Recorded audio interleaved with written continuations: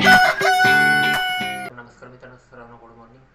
मित्रांनो, सगळ्यांना प्रतीक्षा होती की बिग बॉस मराठी 2024च्या कोण विनर होणार आहे म्हणून. तर मित्रांनो, काल रात्री विनर ठरलेला आहे, परंतु त्यापूर्वी काही टॉप 6 चं नाव मी शेवटी सांगणार आहे. आणि ज्याप्रमाणे बिग बॉस घरामध्ये ट्विस्ट आणत होते, त्याचप्रमाणे मी पण ही गोष्ट शेवटी थोडी सांगणार आहे. कारण की मला माहितीच आहे, बऱ्याच जणांना ती गोष्ट कदाचित माहिती केलं तर, परंतु मला असं वाटतं मित्रांनो त्याची चर्चा मी थोडा नंतर करतो.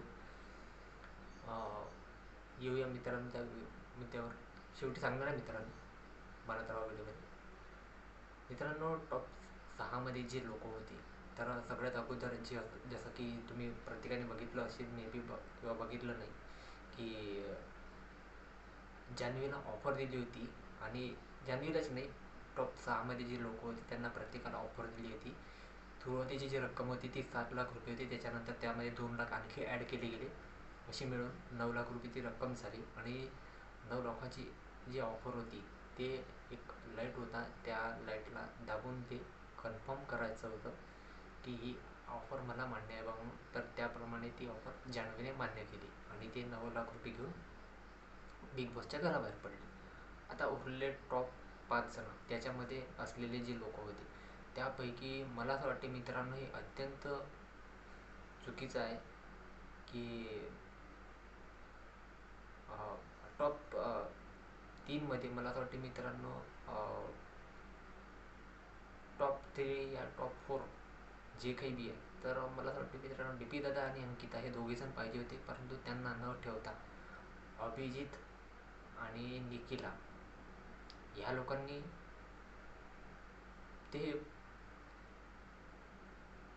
छान खेळ खेळले. त्याच्यामुळे ते टॉपला असणं त्यांचं निश्चितच होतं, अभिजित दादाचं. पण निक्की अशा लोकांना टॉप 3मध्ये ठेवणं हे मला आश्चर्यच वाटलं. आणि नंतर मग तिला बाहेरचा रस्ता दाखवण्यात आला निक्कीला. हे गोष्ट मित्रांनो मला कुठेतरी नक्कीच खटकलेली आहे. हे मित्रांनो मला अजिबात पडलेलं नाही, टॉप 3मध्ये तिला स्थान देणं. आणि मग शेवटी टॉप 4मध्ये आणि टॉप 5मध्ये अगोदर अंकिताला बाहेर काढण्यात आलं, त्याच्यानंतर मग DP दादाला टॉप 4मध्ये बाहेर काढण्यात आलं. मित्रांनो, अशा प्रकारे ते एलिमिनेशनचा जो खेळ होता तो हळूहळूपणे मोकळा होत गेला. मित्रांनो, त्याचप्रमाणे जसं टॉप 3मध्ये मी बोललो की निकी तंबूला ठेवण्यात आला आहे, तर मित्रांनो हे मला अजिबात नाही आवडलं. जे काम तुम्ही अगोदर करायला पाहिजे होतं ते काम एवढा उशिरा केलं. त्या निकी तंबूला टॉप 3मध्ये ठेवलं. खरंच मित्रांनो, हा शो म्हणजे झाला असेल तरी सुपर डुपर हिट, परंतु हे मला अजिबात आवडले नाही. ह्या 2 लोकांच्या शोमुळे पूर्ण शोची बरबादी झाली, सत्यानाश झाला पूर्ण शोचा, खरं सांगतो.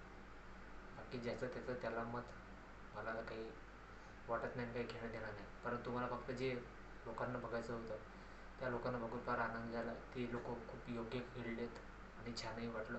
मग ते आपले DP दादा असो, अंकिता असो, सूरज चव्हाण असो, खूप छान खेळले. अभिजित पण खूप छान खेळला, परंतु त्यांनी शेवटी ते बऱ्याच जण म्हटलं डबल डुलकी. त्याचप्रमाणे त्याने थोडंफार काम देखील केलं आहे, तो कुठंतरी यामध्ये चुकला. मला असं वाटते प्रत्येकजण तिथे चुकलाच आहे, न चुकलेला असं कोणीही नाही आहे. परंतु मित्रांनो, ज्याप्रमाणे हा शो झाला त्याप्रमाणे या 2 लोकांमुळे या शोची पुरी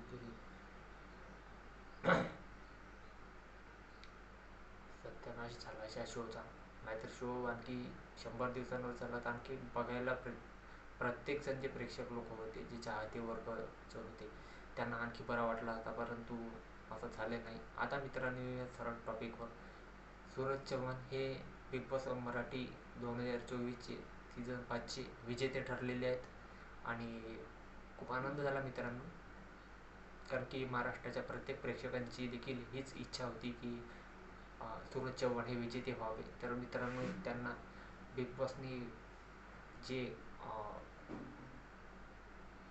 विजेत्याची जी रक्कम होती ती त्यांना दिलेली आहे, 14,60,000. त्याचप्रमाणे धुनवालकडून मला असं वाटतं मित्रांनो, मी थोडंफार बघितलं आहे, जास्त व्यवस्थित मला बघता नाही आला, 10 लाख रुपये अशी त्यांना रक्कम दिलेली. आणि सोबत त्यांना इलेक्ट्रिक जी स्कूटर होती ते सुद्धा त्यांना ते देण्यात आली.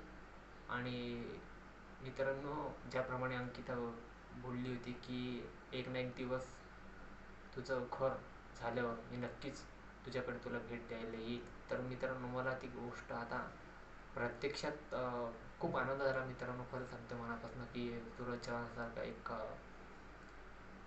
मराठमोळा मुलगा एक खूप छान म्हणजे तो क्षण होता की त्याला एवढं मोठं संधीचं सोनं करता यायला मिळालं देखील. खरंच मित्रांनो, काही काही जण खूप भाग्यवान असतात.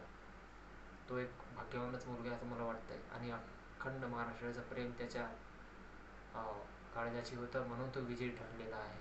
आणि त्याच्या आईवडिलांचे देखील आशीर्वाद, त्याच्या बहिणीचे आशीर्वाद, त्याच्या आत्याचे आशीर्वाद, सर्व लोकांचे आशीर्वाद होते, त्याच्यामुळे तो विजयी ठरलेला आहे. आणि मित्रांनो, जेव्हा एवढ्या लोकांचे आशीर्वाद एका व्यक्तीच्या पाठीशी असतात ना, मग किती मोठं टास्क द्या, किती मोठा खेळ असतो द्या, त्याला कोणीही हरवू शकत नाही. तेवढंच खरं आणि गोष्ट प्रत्यक्षात उतरली. तर मित्रांनो, आजच्या व्हिडिओमध्ये फक्त एवढंच बोलायचं होतं. बाकी मला काही जास्त बोलायचं नाही, कारण की शोबी संपला, खेळही संपला, मॅच फिनाळ्याचा कार्यक्रम होता तोही संपला. तर आजच्या व्हिडिओमध्ये फक्त एवढंच बोलायचं होतं. माझा व्हिडिओ जर आवडलाच व्हिडिओला लाईक करा, चॅनलवर तुम्ही माझ्या चॅनलला सबस्क्राईब करा. आणि हो मित्रांनो, व्हिडिओला पूर्णपणे आवर्जून बघत चला, एवढी सगळ्यांना सांगणं आहे. तर मित्रांनो, सबस्क्राईब नक्कीच करत जा, व्हिडिओला पूर्णपणे बघत चला. भेटूया पुढच्या व्हिडिओमध्ये. तोपर्यंत सराव